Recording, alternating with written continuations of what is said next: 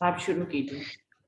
बोलो श्री प्राणनाथ प्यारे की जय। बोलो श्री सतगुरु महाराज की जय। बोलो श्री निजानंद स्वामी की जय। बोलो श्री निजानंद संप्रदाय की जय। समस्त सुंदर साथ की जय। सुंदर साथ जी चौपाई पढ़ रहे थे। बातें हक सो अर्श में जो करते थे प्यार, सो निस्बत कछुए ना रही ना दिल चाहे दीदार।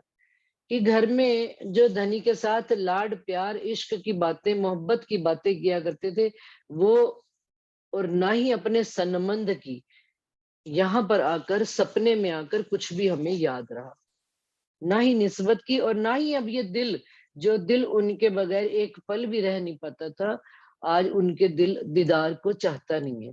ना तो बैठे हैं ठौर इत ही किया रबद। नहीं तो सुंदर साथ जी देखा जाए, बैठे तो हम धनी के चरणों में ही हुए हैं, और वहीं पर ही खिलवत खाने में ही धनी के साथ रबद भी किया है, पर ऐसा फरेब दिखाई है जो पहुंचे ना हमारा शब्द।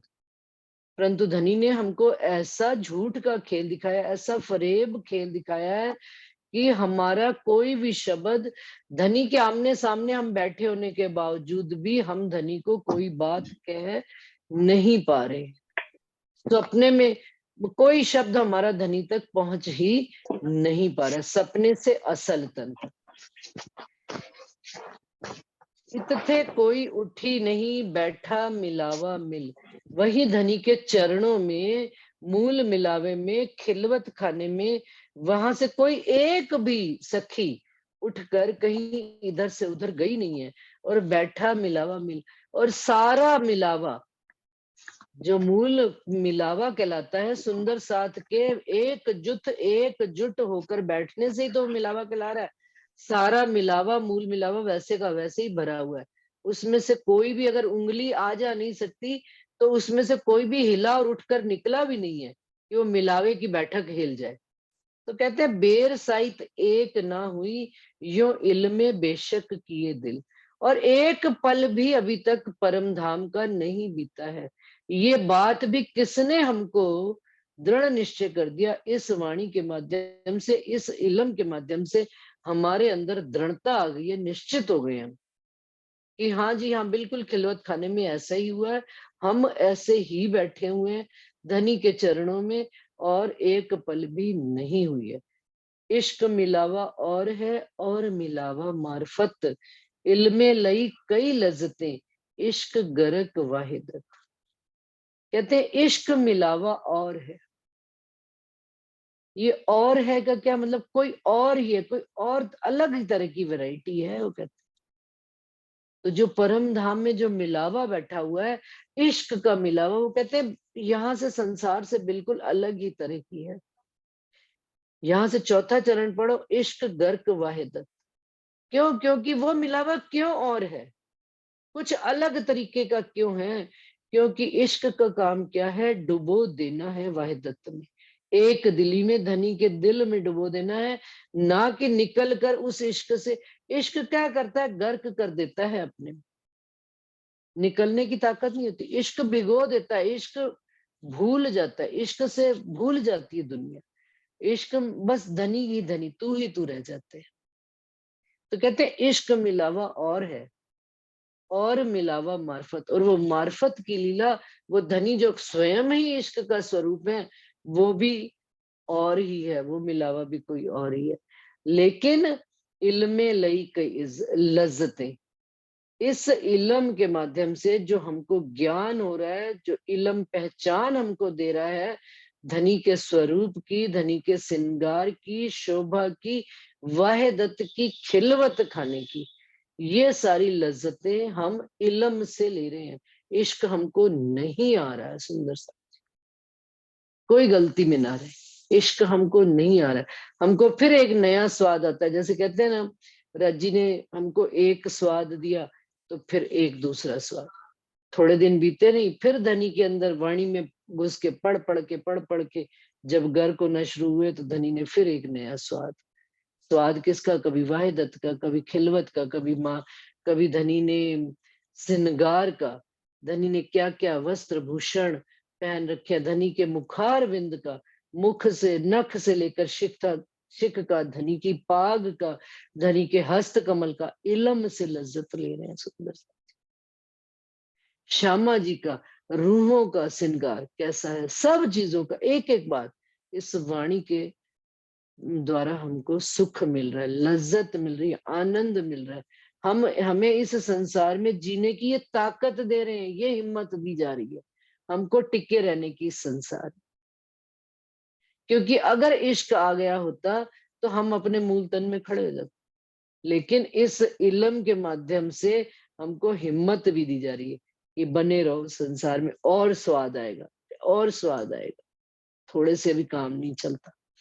तो कहते हैं ताथे बड़ी हकीकत मोमिनो, बड़ी मार्फत लज्जत मोमिन लीजो अर्श दिल में, ए नेक हुक्म कहावत।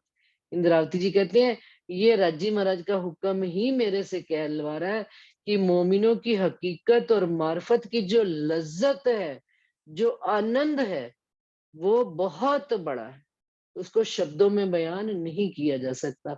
वो कौन लेंगे? मोमिन लीजो अर्श दिल में। वो मोमिन ही अपने अर्श दिल में यही बैठे बैठे इस संसार में स्वप्ने के तन में ही इस अपने मूल अर्श के दिल में से लज्जत लेंगे, और यही बैठे बैठे। अगर एक मैंने जो स्टार्टिंग में जो ये अनुभव बताया आपको अपना, कि एक बच्चा यदि सपने में सोए सोए रोता है तो सुंदर सा जी वो हंसता भी है, वो खिलखिलाता भी है। ये परम धाम में आती है बात कि शाकुंडल और शाकुमार हंस रही हैं, आनंद में हंस रही हैं वो धनी की। तो हमारे साथ भी ऐसा कुछ ना कुछ, लेकिन इसका इसका सुख भी किनको मिलेगा? जो वो कहते हैं मोमिनों को ही, जो अर्श दिल में बैठकर ये सारे सुख ले रहे हैं, तो उनको हकीकत का भी ज्ञान पता लग रहा है, और मार्फत के सुख भी, मार्फत की लज्जत, लज्जत का क्या मतलब? आनंद लेना, उस आनंद को महसूस कर रहे हैं। सुंदर सा जी किसका फोन ऑन है? म्यूट कीजिए। जो कदी इश्क आवे नहीं तो मोमिन बैठ रहे क्यों कर, अर्श हक सो बेशक होए के क्यों रहे अर्श बिगर। कहते हैं अगर मोमिनों को इश्क आ नहीं रहा तो मोमिन संसार में बैठ कैसे सकते हैं? मोमिन सपने में भी शांति से नहीं बैठ सकते। पक्की बात है कि मोमिनों को इश्क आ रहा है। कैसे? इस इलम से वो इश्क की उत्पत्ति हो रही है। अर्श हक सो बेशक होए के क्यों रहे अर्श बिगर।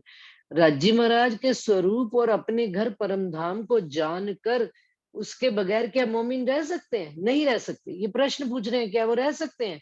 तो जवाब आता है नहीं रह सकते। क्यों नहीं रह सकते? क्योंकि उनको ये वाणी मिल गई है, वाणी से उनको यहीं बैठे बैठे वहां की लज्जत, वहां का सुख, वहां का इश्क मिल रहा है। वो उस आनंद में गर्क होते हैं, परंतु पूर्ण गर्क नहीं हो पाते।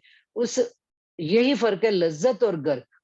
गर्क होना कि मिट जाना, उस इश्क में ही खो जाना, और लज्जत लेकर रूह फिर निकल के आती है, खिल कर आती है। लज्जत कैसी है सुंदर सा जी? जैसे एक फूल है, फूल में खुशबू है।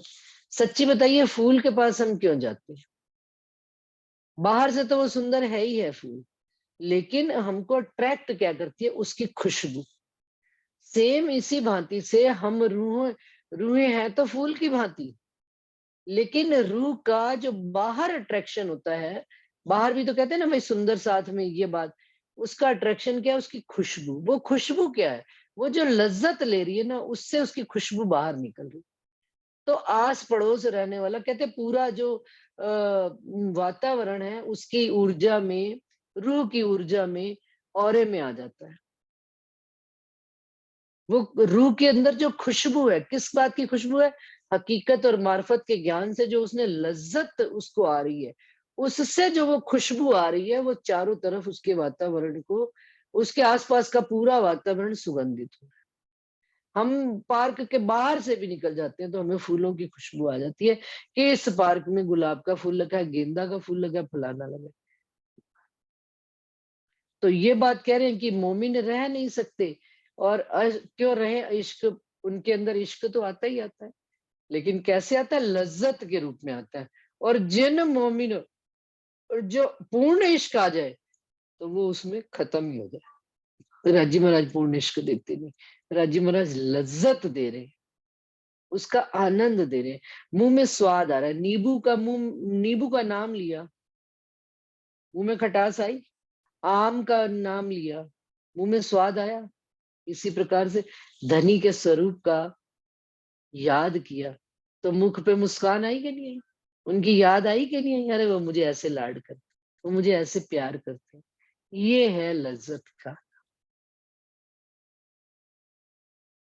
तो इश्क क्यों ना उपजे, अब कह रहे हैं इश्क क्यों ना उपजे, आना ही चाहिए, ये कंडीशन है। यदि हमको धनी के स्वरूप की पहचान हो रही है, उनका इल्म हो रहा है, उनकी वहदत का पता लग रहा है, उनकी खिलवत का पता लग रहा है, तो इश्क क्यों ना उपजे, पर रूहों करना सोई उद्यम उद्यम। रूहों को कौन सा कार्य करना चाहिए कि उनको इश्क उपजे? तो राह सोई लीजिए जो आगो हादिए भरे कदम। राह केवल कौन सी लेनी है सुंदर सा जी इस संसार में? जो आगू हादिए भरे कदम, जो हादी सतगुरु महाराज ने कदम भर के हमको इस संसार में दिखाया है, उनके पीछे पीछे चलते चलिए। जो उन्होंने मार्ग पगडंडी बना दिए इस भरे जंगल में। ये जंगल है सुंदर सा जी। जब जंगल में हम भटक जाते हैं ना, कभी जंगल में फिल्मों में देखा हो, कहीं पर भी देखा हो, या कई ऐसी जगह अपन आश्रमों में जाते हैं या कहीं पर भी जाते हैं, तो देखा होगा कि भाई बड़ा सारा वन आ गया, कुछ आ गया, तो हमको मार्ग नहीं मिल रहा, तो मार्ग ढूंढने के लिए तत्क्षण क्या करते हैं? इलम है ये कि भाई कोई पगडंडी मिल जाए। पगडंडी कैसे बनती है सुंदर सा जी, पता है आप लोगों को? कि जब एक ही चाल पर, एक ही मार्ग पर बहुत सारे लोग चलते हैं, तो वहां पर पेड़ पौधे उगना खत्म हो जाते हैं और मिट्टी ही मिट्टी रह जाती है, तो वो मार्ग बन जाता है। आसपास सब पेड़ पौधे होंगे, लेकिन उस मार्ग पर, क्योंकि वहां पर चलते चलते एक मार्ग बन जाता है, एक रास्ता बन जाता है। तो जंगल में क्या किया जाता है? वो पगडंडी ढूंढी जाती है। तो संसार एक जंगल है सुंदर सा जी। इस जंगल में कोई हमें बताने वाला नहीं है। और जितने भी देवी देवता हैं, जितने भी संसार में आए हैं, इन्होंने कोई मार्ग बनाया नहीं है। मार्ग बनाया तो केवल एक बनाया है, क्योंकि जितने मार्ग इन देवी देवताओं ने बनाए हैं, यदि वो वापस इसी संसार में लौट कर आ जाते, इसी संसार की इच्छा पूर्ति करके यहीं पर वापस लौट के ले आते हैं, तो फिर तो हम जंगल में ही भटक गए ना। फिर हम निकल तो पाए नहीं। हमें मार्ग कौन सा चाहिए? जो जंगल से निकल कर बाहर ले। पतित शिरोमणि में ये बात आती है कि धनी ने, इंद्रावती जी कहते हैं, सतगुरु महाराज के बल से मैंने ये पाया है मार्ग। तो वो उन्होंने जो पगडंडी बना दी है, पगडंडी, उन्होंने अपने चल चल कर वो मार्ग बना दिया, काल माया से निकलकर योग माया, और योग माया से भी आगे परम धाम का मार्ग धनी ने हमको बता दिया। और वो कैसे बना दिया सुंदर सा जी? अब वो हादी के कदमों से, आज ये, सॉरी एक मिनट सुंदर सा जी। तो हादी के कदमों पे कदम रखकर इस संसार में, क्योंकि जहां पर हम आए बैठे हैं ये कर्म भूमि है, तो जो मार्ग धनी ने हमको बताया है, उस मार्ग पर चलते चलते हमको धीरे धीरे, जब प्रारंभ में चलते हैं तो सड़ते कुड़ते हैं सुंदर सा जी। सड़ते कुड़ते कैसे? क्योंकि जीव की गुणन इंद्रियां इतनी एक्टिव होती हैं उस समय संसार की तरफ, मैं खुद ही भारी होती है। तो कोई भी बात, मतलब कभी भी, मैं ये अपने अनुभव से कह रही हूँ, प्रसंग से, आज मुझे उन्हीं चीजों में आनंद आता है जो जो चीजें मुझे पहले दुख दिया करती थी। क्यों दुख दिया करती थी पहले? क्योंकि तब मैं खुद ही, मेरी दृढ़ता से, ये मैं नहीं कहती कि मेरी मैं खुद ही आज खत्म होगी, मैं नहीं कहती, लेकिन धनी की मैं खुद ही आ रही है। धनी की मैं खुद ही आने से अब उन्हीं मार्गों पर चलते हुए, कोई, सच्ची बताओ सुंदर जी, मैं अपना प्रसंग नहीं कहती, वाणी बीतक साहब से लेते हैं कि हमको बीतक साहब में प्रसंग आता है कि आप स्वामी श्री प्राणनाथ जी ने मोमिनों से भीख मंगवाई। सच्ची बताओ सुंदर साहब जी, क्या भीख मांगना अच्छा लगता है? लेकिन मोमिनों ने कैसे जोश से भर भर कर दौड़ कर, उनको उससे इश्क उपज रहा था, उस क्रिया से इश्क आ रहा था, धनी के प्रति लाड आ रहा था, तो वो क्यों ना वो काम करे। दौड़ दौड़ के आए और धनी को अपनी झोली में से भोजन कराते। और राजी महाराज आप आवाज लगा लगा कर कहते थे, हाँ भाई ये झोली किसकी है, ताकि किसी के अंदर अहंकार ना रहे। हम नहीं बड़े हैं, बड़े आप रज्जी महाराज हैं, सतगुरु महाराज हैं, उन्होंने ये चाल चलकर हमको दिखाई है। सुंदर साथ से पैसा मांगने के लिए बात होती है ना, सुंदर साथ जी, कभी कोई सेवा की बात हो, तो वहां पर कभी संकोच नहीं आता, कभी दिल में प्रश्न ही नहीं उठता। क्यों नहीं, पहले पहले कभी होता तो पहले कभी कहते हो तो कहते हो, लेकिन कभी मेरे दिल में तो नहीं आया संकोच कि मैं उससे पैसा मांगते वक्त संकोच करूं कि भाई ये फलाना भंडारा है या ये बात है, ये सेवा देनी है, तो भाई आप सुंदर साथ सब लिखाओ सेवा। क्या मैं मतलब हम अपने आप ही अगर दे सकते, मान लीजिए धनी ने हमको इतना धनवान बनाया, लेकिन फिर भी मांगना धनी ने सिखाया, किस लिए? सेवा। कहते हैं, जो सब मिलकर करेंगे सेवा, तो उस सेवा का फल है। सबने थोड़ा थोड़ा थोड़ा थोड़ा राज्य की सेवा में डाला, सामने वाले को भी ये हादी ने हमको कदम पे कदम धर के सिखाया चलना। छत्रसाल जी सबसे लास्ट में मिले, लेकिन प्रारंभ से आप शिवजी साहब जी चलते गए तो उनको सुंदर साथ मिलते गए। पहले गोवर्धन दास जी मिले, वो अपना घर परिवार सारा बेचकर धन संपत्ति स्वामी जी के चरणों में रखी।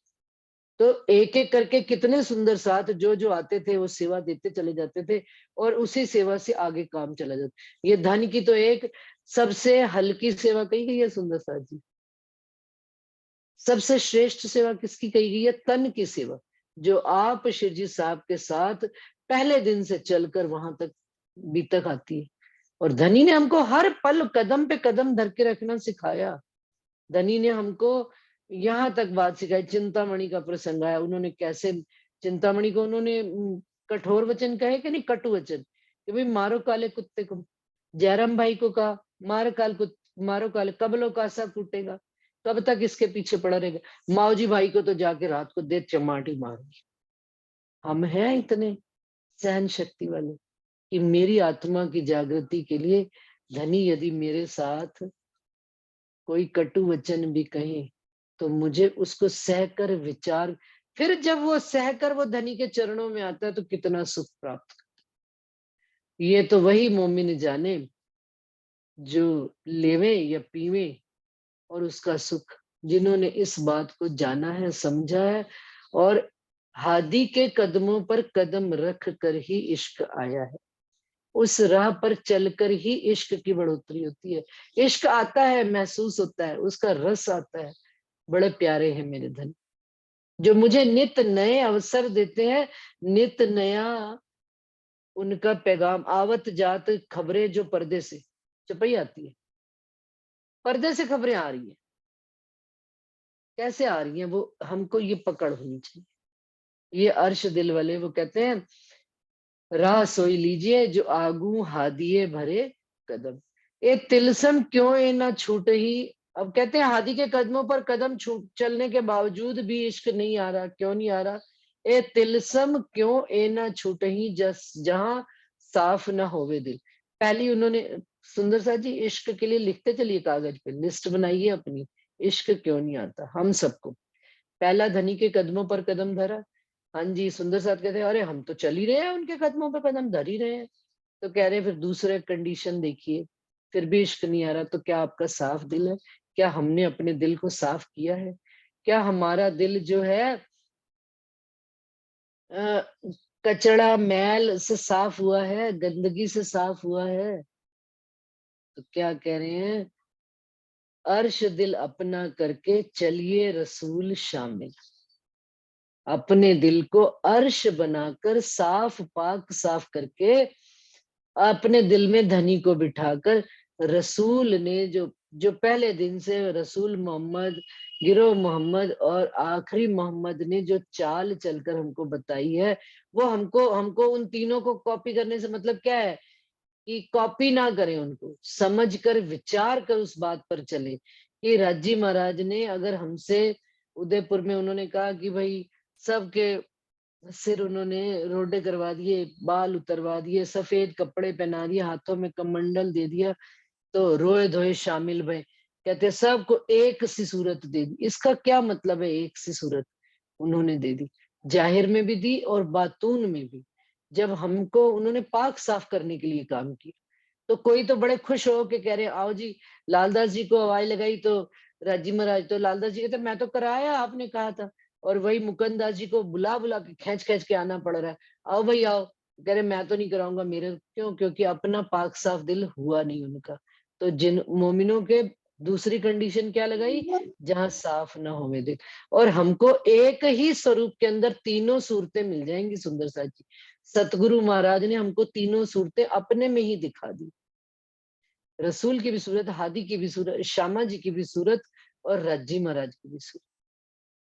तो हमको तो उनके कदमों पर कदम धरना है और उनकी उनकी गिरोह में शामिल होकर चलना है। तो चलने के लिए यदि घर में 4 जने होते हैं, उनका मुंह चारों का 4 दिशाओं में हो जाए तो घर अच्छा नहीं चल पाता। तो हादी के साथ चलने के लिए, तो जो हादी ने हुक्म कर दिया बस उसी राह पर चलना है। फिर पूछना नहीं, इफ एंड बट तो होना ही नहीं चाहिए। तो जब हादी की राह पर चल पड़े तो बस खत्म। फिर अपने आप मैं खुद ही भी मरेगी, अपने को चाल चलनी भी आएगी, अपने को बात करने का सलीका भी आएगा, सब हादी ऑटोमेटिकली सिखाते हैं और उससे फिर प्यार भी आएगा। क्योंकि प्रश्न आ रहा है ना, इश्क क्यों ना उपजे। तो पहला उन्होंने लगाया चलिए हादी की चाल, दूसरा लगाया साफ ना होवे दिल। अब कहते हैं इस दिल को कैसे साफ करना है? पाक ना होइए इन पानिए, चाहिए अरश का जल। अब जो इस जल से रोज नहा धो लेते हैं हम, कहते हैं भाई पाक साफ हो गए। तो ये तो बाहर की मिट्टी, भाई यहाँ बाहर लगी है कालक, पानी लगाया, साबुन लगाया, मुंह धो लिया, यहाँ से साफ हो गया।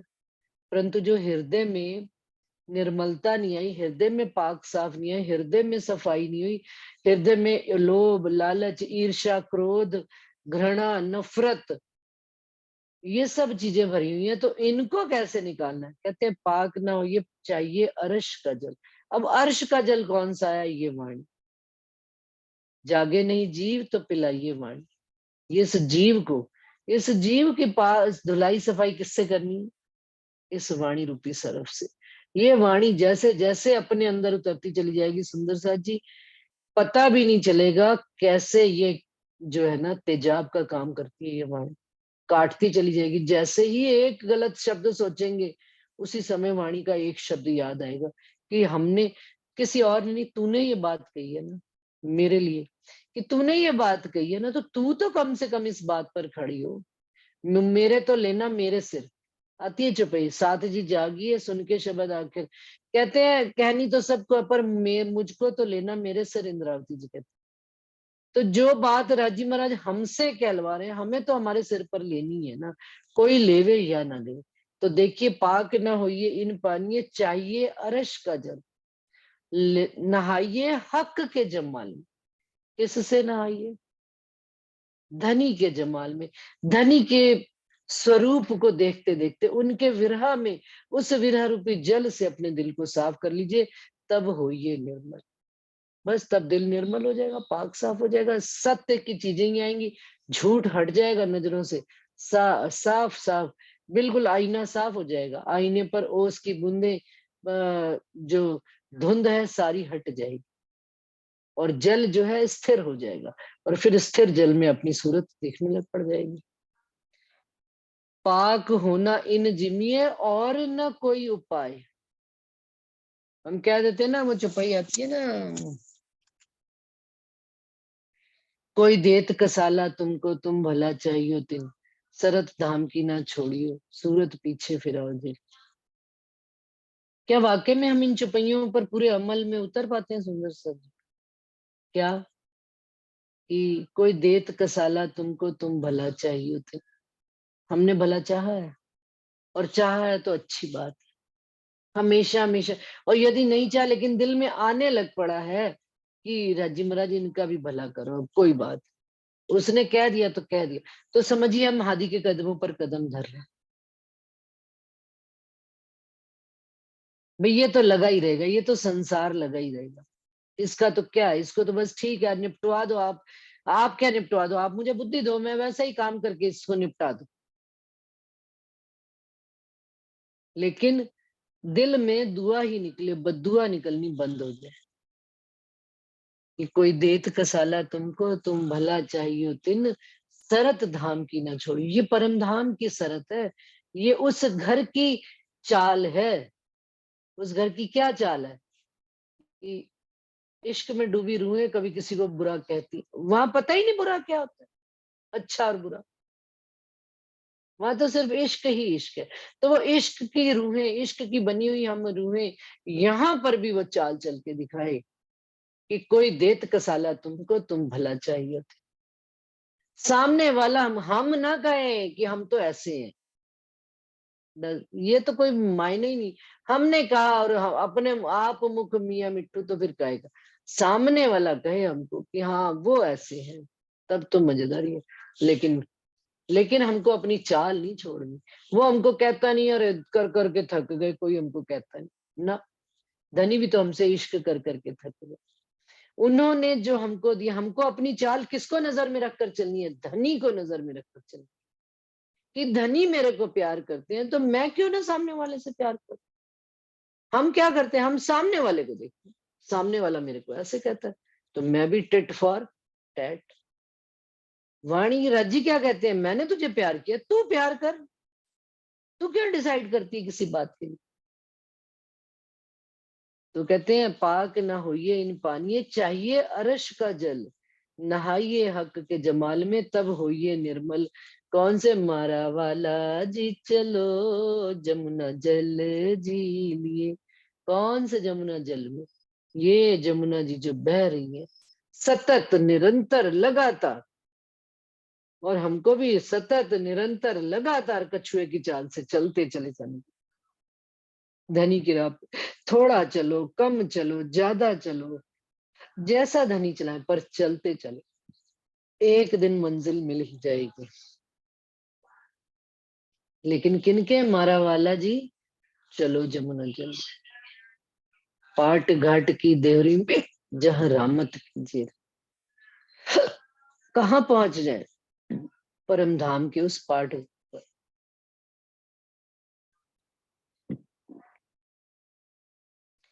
पाक होना इन जिमिए और न कोई उपाय, लीजे राह रसूल इश्के, तब देवे रसूल पहुंचा। कौन सी राह लेनी है? जो रसूल साहब ने इश्क की राह बताई। रसूल साहब कैसे दौड़ कर, कोई बताएगा सुंदर सा जी कि रसूल साहब ने कैसे इश्क की राह पकड़ी है? मेरे को नहीं आ रही समझ।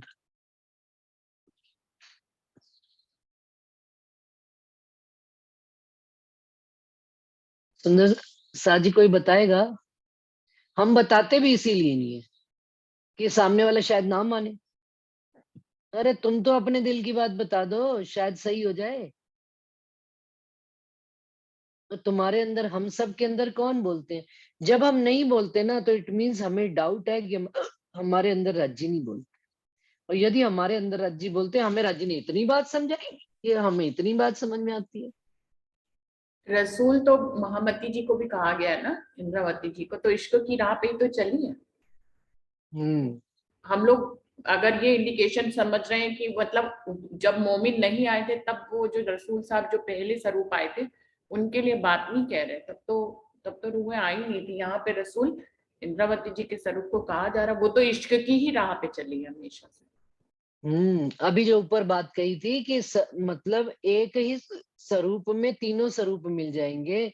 इंद्रावती जी के ही स्वरूप में तीनों सूरतें आकर बैठी हुई है, श्यामा जी भी बैठी हुई है, रसूल भी बैठे होंगे।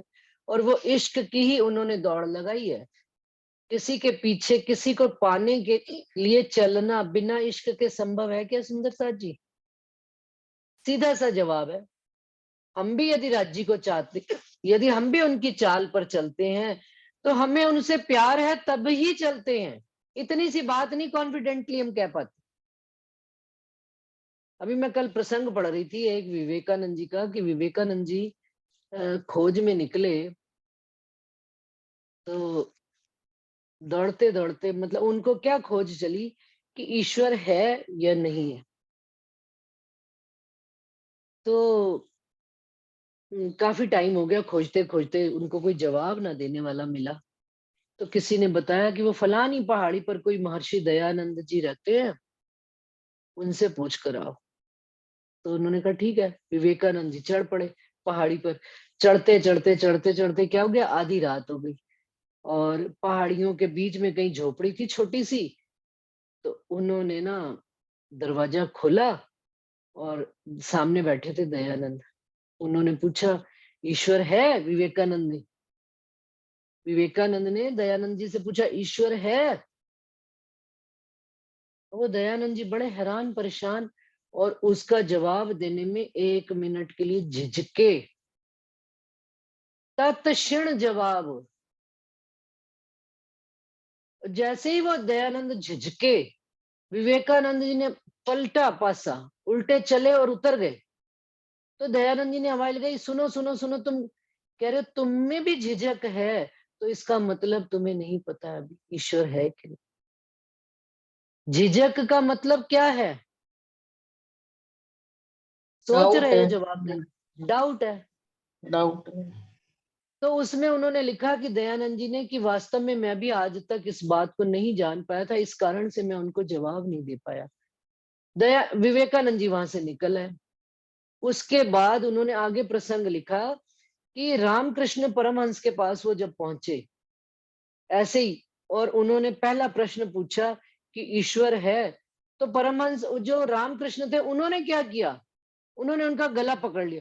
क्या तुझे ईश्वर है बताऊं? आ चल दिखाऊं तेरे को ईश्वर, आ तेरे को पकड़ू, आ तेरे को बताऊं। और उसका कस के गला पकड़ लिया विवेकानंद जी का। अब विवेकानंद जी घबरा गए। विवेकानंद जी कहते हैं, उसमें लिखते हैं अपने प्रसंग में कि जहां मैं किसी को झिझका के आया था, वो मुझे जवाब नहीं दे पाया था, आज एक व्यक्ति ने मुझे झिझका दिया कि उन्होंने मुझे गला पकड़ के कह दिया, आ तुझे दिखाऊं परमात्मा कहाँ है, ईश्वर कहाँ है, आ चल तुझे दिखाऊं, बताओ। और कस के मेरा गला पकड़ लिया। तो कहते हैं अब मुझे लगा कि मुझे सच्चा सतगुरु मिल गया है, कि जो मुझे सही राह बता पाएगा। तो हमारे अंदर भी सुंदर सा जी जवाब देने में कभी भी संकोच नहीं करना चाहिए। ये बात तो मेरे सतगुरु महाराज ने हमें समझा दी। कहते थे जो काम अगर कहा जाए ना, एट ए टाइम कर डालो, जैसा भी उन्होंने उन्होंने ऑर्डर किया ये काम करो। मैं सुंदर साथ जी क्षमा चाहती हूँ, मैं उस पदवी पर नहीं हूँ ना, मैं उस हम तो सुंदर साथ है, आपस में विचार विमर्श करते हैं, और कोई भी बात कोई सुंदर साथ अपने दिल पर ना लेवे मेरी बात को। वाणी चर्चा है, एक दूसरे को सुख और आनंद देने के लिए देते हैं। और यदि दर्द भी आता है तो समझिएगा राज्य अपना विरह जागृत करना चाहते हैं। बाकी मेरा कोई किसी के साथ पर्सनल लेना देना नहीं है, एक भी व्यक्ति के साथ। तो विवेकानंद जी कहते हैं मुझे उस दिन, तो सरकार हमें सदा समझाया करते थे। मुझे याद है कि जब तारतम लिया था मैंने उनसे, सुबह 7 बजे घर में तारतम लिया था, और महीने 2 महीने बाद जब दोबारा आए तो किसी के घर में हम लोगों ने तब तक किट्टी प्रारंभ कर ली थी। तो वहां पर उन्होंने कहा भजन ही गाते रहोगे क्या, सरकार ने कहा। तो हम लोगों ने कहा हाँ जी आप बताओ क्या करें, आ जाओ आप हमको 4 चौपाई, सरकार हमको थोड़ा सा, हमको ना निर्देशित करो, आप हिदायत दो हमको। ये बात तो मैं अब कह रही हूँ सुंदर सा जी वाणी के शब्दों में, उस समय तो हमने यही कहा था, सरकार आ जाओ आप हमको कुछ सुनो। तो सतगुरु महाराज ने हमको क्या किया, चलो खड़े हो जाओ इंदु, आप खड़े हो जाओ। ये कोई बात प्रसंग बताने का ये मतलब नहीं है कि कोई मैं अपना इसमें मान शान वाली बात कर रही हूँ। तो मैंने कहा मैं, तो उन्होंने कहा हाँ आ जाओ आप। मैं उठ तो गई, क्योंकि वही बात है कि सम्मान की दृष्टि से ही खड़े हो गए कि आप कह रहे हो। तो अच्छा, फिर भी उस समय भी झिझक रह गई। क्या रह गई झिझक? कि अच्छा आप बैठ जाओ, मैं चौपाई पढ़ देती हूँ, आप अर्थ कर दो। कि नहीं आप पढ़ो। कहने का सिर्फ प्रसंग सुनाने का सुंदर सा जी अर्थ इतना सही है बात, कि हादी के कदमों, और मैंने पढ़ी 4 चौपाइयां सुंदर सा जी, हंसती भी गई साथ में। क्यों, बालपन थी, लड़कपन में थे, बचपना था, समझ ही नहीं थी, धनी की साहिबी का, धनी के स्वरूप का ज्ञान ही नहीं था। लेकिन जो धनी होते हैं ना, जो हादी कहलाते हैं, यहाँ पर मैं अपनी नहीं, मैं उनकी महिमा बताने चली हूँ, हादी की महिमा, कि उन्होंने ये प्रण लिया, सब साथ करूं मैं आपसा तो मैं जाके प्रमाण।